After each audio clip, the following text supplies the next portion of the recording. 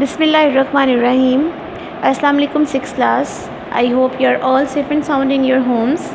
Let me tell you one thing, as you all know that we have started our lesson number 2, chapter 2 हम start कर चुके हैं, and in our previous lecture we have read out about eye, structure of eye. हमने पहले तो 5 senses के बारे में पढ़ा था, जिसमें हमने बात की थी कि eyes, ear, nose, tongue and skin, ये हमारी 5 सेंस ऑर्गन्स हैं. अब हमने बात की सबसे पहले आई की. आई का हमने स्ट्रक्चर पढ़ा था. Let me show this. हमने जो आई का स्ट्रक्चर पढ़ा था दैट इज़ इट. हमने उसमें कुछ चीज़ें पढ़ी थी जो कि आई के पार्ट्स थे, जिसमें था कि cornea, iris, प्यूपिल, lens, retina and optic nerve. ये 6 हमने पार्ट्स पढ़े थे आई के. हमने उसमें ये बात भी की थी कि जो आइज़ होती है ना, उसका जो अपर पार्ट होता है वो उसके अंदर टीयर ग्लैंड्स होते हैं, जो आईलिड्स होती हैं. आइज़ के अंदर जो आईलिड्स मौजूद होती हैं, उसके जो अपर वाला आईलिड है उसके ऊपर टीयर ग्लैंड्स मौजूद होते हैं. और जो आइज़ की आईलिड के ऊपर जो आईलैशेस मौजूद होते हैं वो बेसिकली डस्ट पार्टिकल्स को अवे करते हैं हमारी आइज़ से, हमारी आइज़ को नुकसान नहीं पहुँचाने देते.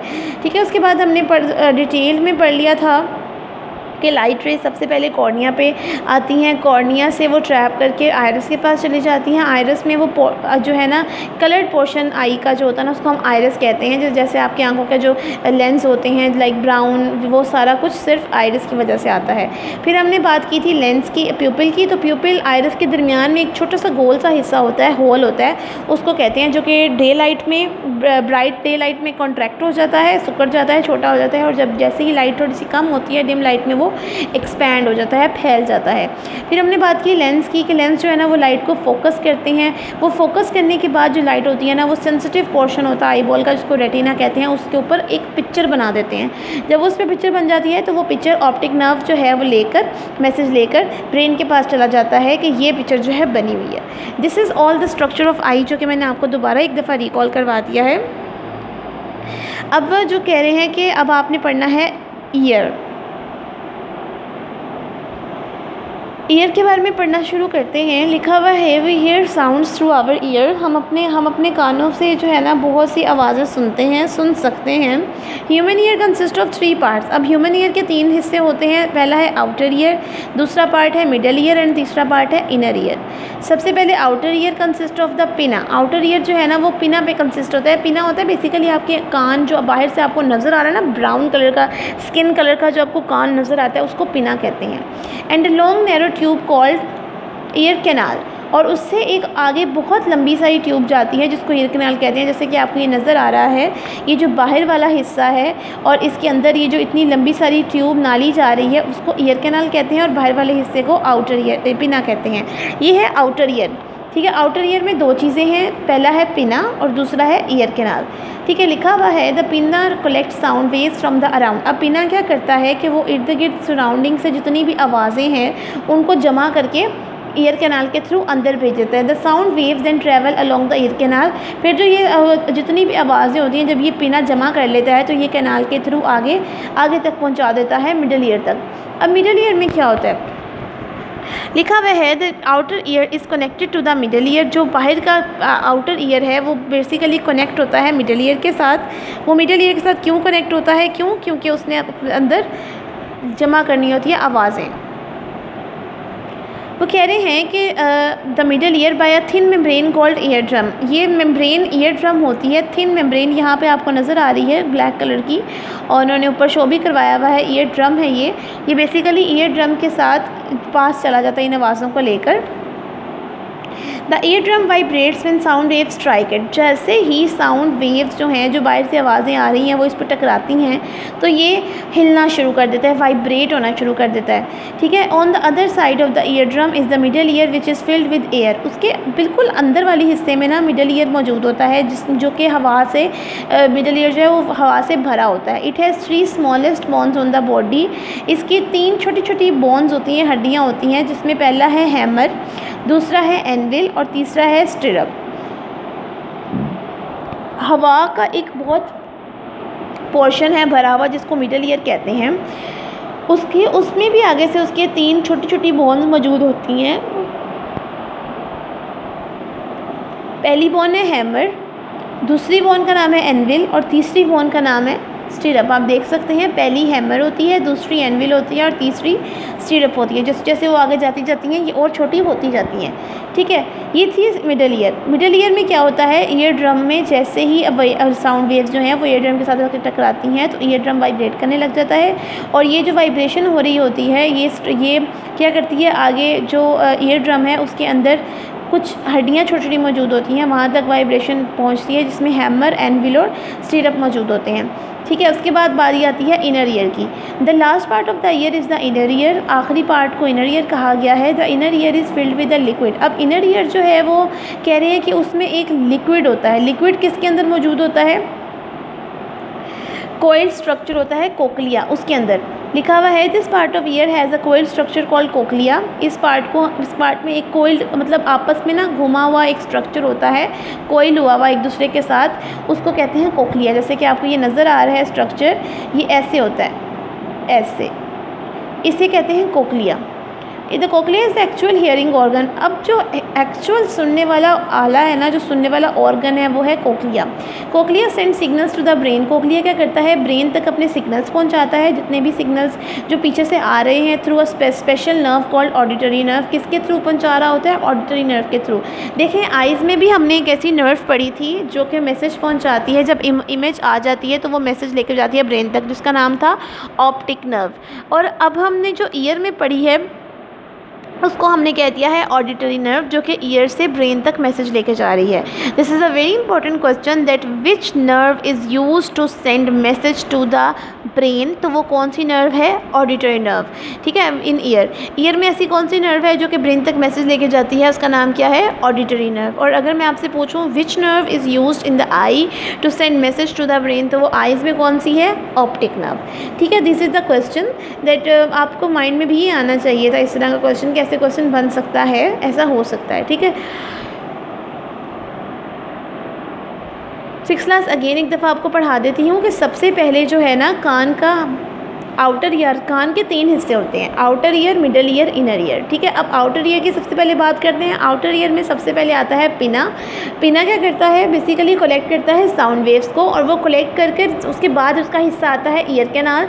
तो वो जितने भी साउंड वेव्स हैं कलेक्ट करके वो ईयर कैनाल के थ्रू आगे पहुँचा देता है। अब ईयर कैनाल जो है वो उसको लेके चली जाती है मिडल ईयर तक। मिडल ईयर में सबसे पहले आता है हमारा ईयर ड्रम। ईयर ड्रम क्या होता है, बेसिकली जब साउंड वेव्स ईयर कैनाल से होती हुई ईयर ड्रम तक आती हैं तो ईयर ड्रम एक थिन मेम्ब्रेन होती है जिसके अंदर वो जब वो साउंड वेव्स से स्ट्राइक करती हैं तो वो वाइब्रेट होता है। इसी वाइब्रेशन के साथ साथ ईयर ड्रम के आगे जो मिडल ईयर है वो स्टार्ट होता है, जिसके अंदर 3 बोन्स मौजूद होती हैं मिडल ईयर में, जिसको फर्स्ट है हैमर, फिर एनविल और फिर स्टिरअप। अब एक और बात की थी कि हैमर, एनविल और स्टिरअप 3 ऐसी छोटी छोटी स्मॉल बोन्स हैं जो कि साउंड वेव्स को आगे तक लेके जाती हैं। अब वो साउंड वेव जाती हैं इनर ईयर तक। Inner ear basically last part है आई ईयर का, और ये लिक्विड से फिल्ड होता है। और एक और चीज़ कहा जाती है कि इनर ईयर में कोइल्ड स्ट्रक्चर मौजूद है जिसको कोक्लिया कहते हैं।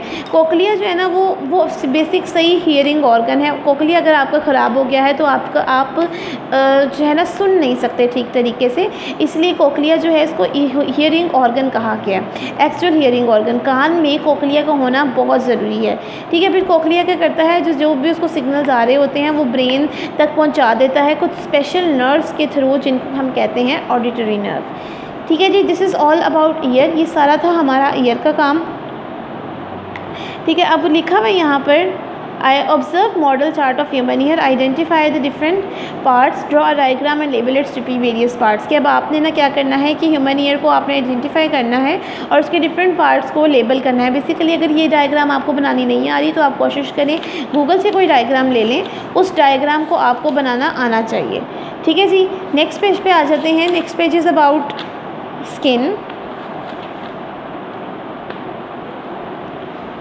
स्किन की बात कर लेते हैं। Skin is the largest organ in our body. अब वो कह रहे हैं कि हमारी बॉडी की जो सबसे बड़ा ऑर्गन है ना वो है स्किन, क्योंकि आप देख रहे हैं कि स्किन आपकी पूरी बॉडी को कवर किया हुआ है स्किन ने।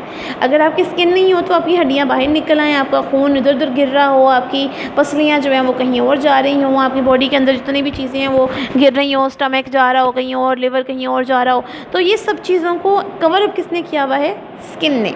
इसलिए स्किन को लार्जेस्ट ऑर्गन कहते हैं। Skin is the organ of touch. मतलब बेसिकली स्किन जो है ना ऐसा ऑर्गन है जो कि छूने वाला ऑर्गन है, कि इसको स्किन बेसिकली किसी भी चीज़ को टच करते हैं ना तो पता चल जाता है कि ये चीज़ कैसी है, गर्म है, ठंडी है, इसको हाथ लगाना चाहिए, इसको नहीं लगाना चाहिए, तो ये स्किन बता सकती है। Skin covers every part of our body, it protects the inner parts of our body. जैसे कि मैंने आपको बताया कि हमारी बॉडी के जो अंदर के हिस्से हैं उन सबको ये उनकी हिफाजत करता है।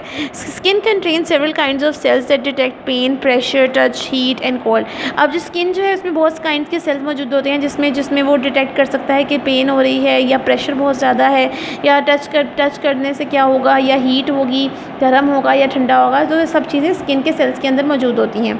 Our skin has an outer layer, skin की सबसे आउटर लेयर मौजूद होती है जिसको कलर पिगमेंट कहते हैं। ये नज़र आ रही है आपको, ये आउटर लेयर है। बेसिकली ये स्किन का कलर सिलेक्ट बताती है कि स्किन किस कलर की है, ठीक है, और होती भी कलर की है, कलर्स होती है, ये कलर पिगमेंट होता है। और ये प्रोटेक्ट करती है हार्मफुल रेज, सन की हार्मफुल रेज से। ये जो स्किन है ये प्रोटेक्ट करती है कि सन की तरफ से जो हार्मफुल रेज आ रही हैं, आउटर लेयर उससे अंदर वाली चीज़ों को प्रोटेक्ट करती है, क्योंकि सन की तरफ से बहुत हार्मफुल रेज आ रही होती हैं, अल्ट्रावायलेट रेज आ रही होती हैं, फिर कुछ ऐसी शुआएँ होती हैं जो कि आपके अंदर की जिस चीज़ों को ख़राब कर सकती हैं, तो ये आउटर लेयर प्रोटेक्शन करती है उस चीज़ की।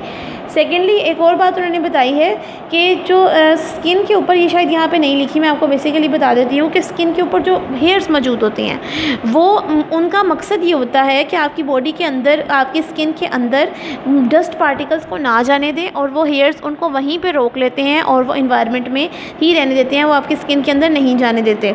ये इनका फ़ायदा होता है, जो आपकी बॉडी, जो आपकी स्किन के ऊपर छोटे छोटे हेयर्स मौजूद होते हैं।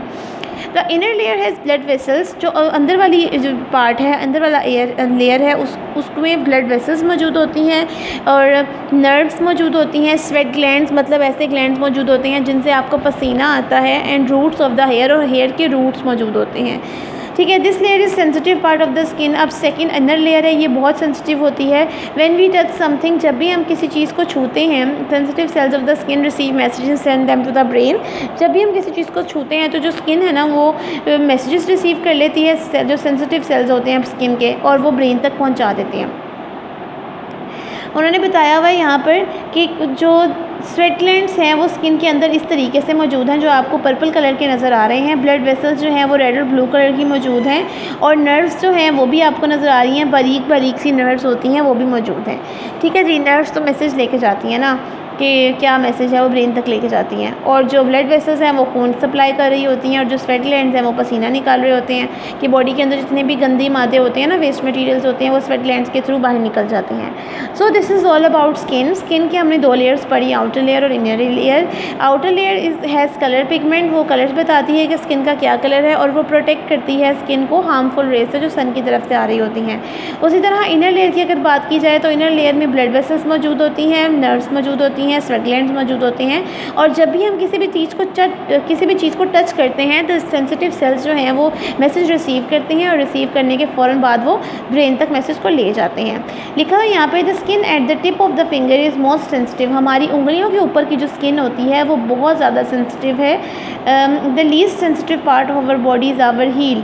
और हमारी जो बहुत जिस बिल्कुल भी सेंसिटिव पार्ट जो हमारी बॉडी पे नहीं है, जो स्किन का पार्ट है, वो है हमारी हील्स, एड़ियाँ। जो हमारी पाँव की एड़ियाँ हैं वो बेसिकली बिल्कुल भी सेंसिटिव नहीं है। आप उनको हाथ लगा दें या उनको बहुत बाद में ऐसा होता है कि वो किसी चीज़ को फ़ील आउट करें।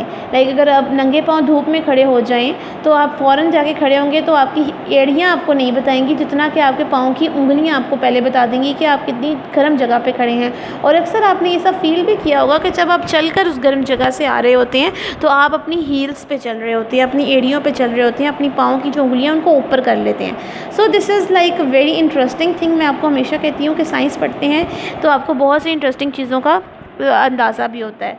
एक्टिविटी लिखी हुई है 2.3, let we have did this. Place coins of 1, 2 and 5 rupees in a small covered shoe box. एक छोटा सा जूती का डब्बा ले लें, कवर कर लें उसको, और उसके अंदर कह रहे हैं कि उसके ऊपर 1, 2 या 5 के सिक्के रखें। रुपीज़ का सिक्का जो है ना वो रख लें। उसके बाद लिखा हुआ है, with your eyes close reach into the box and remove the coin of 5 rupees. अब आप अपनी आंखें बंद करें और अपना उस डब्बे के ऊपर के जो 5 रुपये का सिक्का है ना, उसको वहाँ से रिमूव करें। Open your eyes to see what coin it actually is. फिर अपनी आंखें खोल के देखें कि आपने कौन सा सिक्का जो है ना, उसको सब ऊपर को मतलब साइड पे किया है, जिसको हटाया है। Place back the coin again, repeat your experiment for other coins too. अब अपना दोबारा ये काम करें और अपना एक्सपेरिमेंट देखें कि आप क्या करते हैं। बेसिकली देखें, जब एक चीज़ पड़ी है, आपको उसको टच करने से अंदाज़ा हो जाएगा कि वो किस तरह का है। देखें, जो 1 रुपये का सिक्का होगा वो छोटा होगा, 2 रुपये का उससे थोड़ा सा बड़ा होगा, 5 रुपये का उससे बड़ा होगा। या आजकल जो 5 रुपये का सिक्का है वो तो सबसे ही छोटा है। तो आप उसके साइज़ से अंदाज़ा लगा लेंगे। जब आप नीचे जूती के डब्बे के नीचे जब उंगली रख के उसको हटाएँगे तो आपको फ़ील होगा कि कौन सा सिक्का बड़ा है, कौन सा सिक्का छोटा है। तो जो भी सिक्का आपने उठाना होगा वो आप आसानी से उठा सकते हैं। तो ये एक छोटी सी एक्टिविटी है जो कि आप अपने घर में भी कर सकते हैं, और ये ज़रूर कीजिएगा 6 क्लास। इसको करने में आपको बहुत मज़ा आएगा। मैं आपको पूरी उम्मीद के साथ कह सकती हूँ कि ये आप ये एक्टिविटी बार बार करेंगे। ठीक है जी, नेक्स्ट लेक्चर में इंशाल्लाह ताला आपसे मुलाकात होगी। तब तक के लिए अपना बहुत ख्याल रखिएगा, मुझे दुआ में याद रखिएगा। अल्लाह हाफ़िज़।